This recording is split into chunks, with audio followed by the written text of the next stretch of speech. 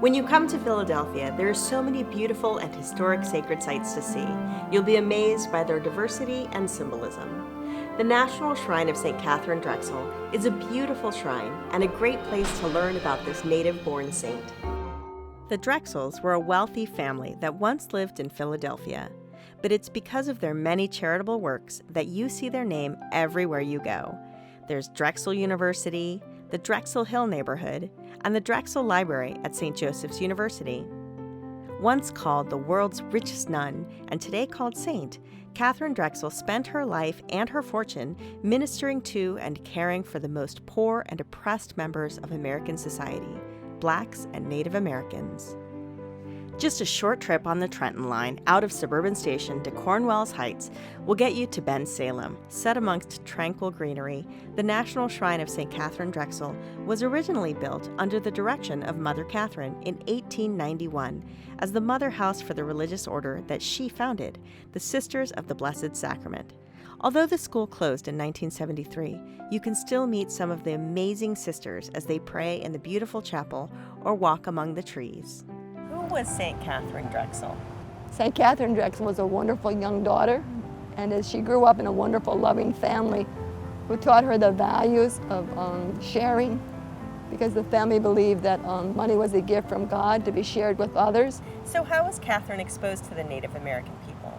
Her father had interest in the railroad, and he would take the family on family trips. So she learned firsthand through the stories of the missionaries as well as visits, the terrible need and the lack of care among the church for people, for the Native American communities.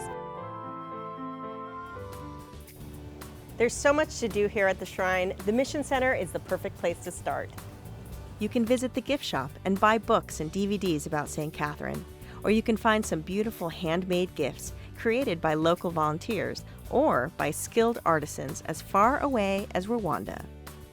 You can sit outside and enjoy your lunch as you take in the beautiful landscape.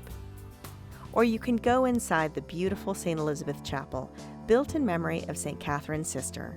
The chapel is the heart of the community for the Sisters of the Blessed Sacrament, and it was for Mother Catherine, too.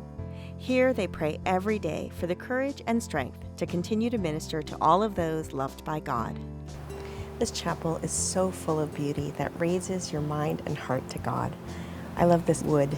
It makes it feel so nice and cozy in here, and the little decorative touches that Mother Catherine added for the things that she loved, angels and the Blessed Sacrament.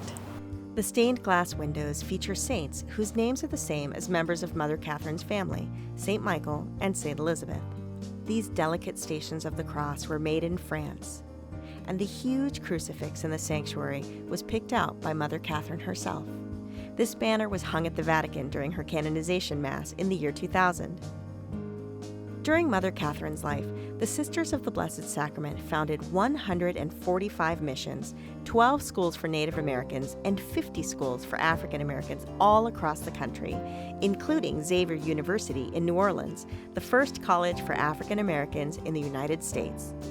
In 1935, at the age of 77, Mother suffered a debilitating heart attack that forced her to slow down. After that, Mother would attend Mass and pray before the Blessed Sacrament behind that grill. Next to the chapel is the Shrine's Museum, which houses many items used by St. Catharine during her life. Even though Catherine was born wealthy, she saved every penny that she had so she could give it to others. She wore this habit, and you can see she wasn't very tall. The shrine also houses the remains of Mother Catherine in this casket, where people come to pray, to ask her to pray for them. And in keeping with Mother's love for Native Americans, there's an Apache burden basket, where people leave prayer intentions. The sisters pray for these intentions every day. This is a beautiful haven of peace, tranquility, and prayer. So the next time you're in the Philadelphia region, come here. You can learn about the Drexel legacy anywhere in the region, but here at the National Shrine of Katharine Drexel, you can discover its most famous and holy family member, St. Katharine Drexel. Visiting a church this size is sure to build up a hearty appetite, so back to Suburban Station we go, where we're reminded that Philadelphia cuisine is so much more than just pretzels and cheesesteaks. The Milk House is a sweet siren song for dairy devotees, and it's a great example of how Philadelphia restaurateurs are really getting creative. I'm just going to enjoy this grilled cheese and milkshake, made from all local and gluten-free ingredients, while I wait for my train back home. I'm going home with a full heart, soul, and stomach. Next time you make your way into Center City, Philadelphia, be sure to check out these landmarks and enjoy some yummy comfort food. Check out all of our videos to explore the exciting history of Catholicism in Philadelphia. I'm Diana Von Glahn, the Faithful Traveler. Thanks for watching, and thanks to all of our sponsors.